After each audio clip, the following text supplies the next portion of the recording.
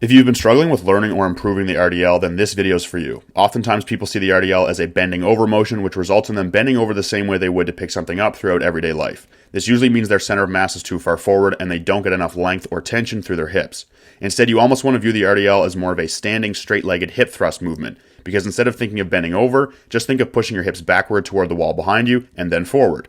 You want to push your hips backward far enough that you would actually fall backward if the weight wasn't in your hands, counterbalancing your center of mass.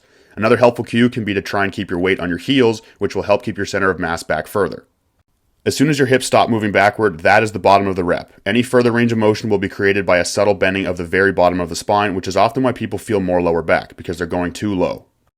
Slow the eccentric down so you can really find and ease into that end range hip flexion. Think more of moving your hips backward and forward and less of moving your chest down and up, and let your hips dictate the range of motion.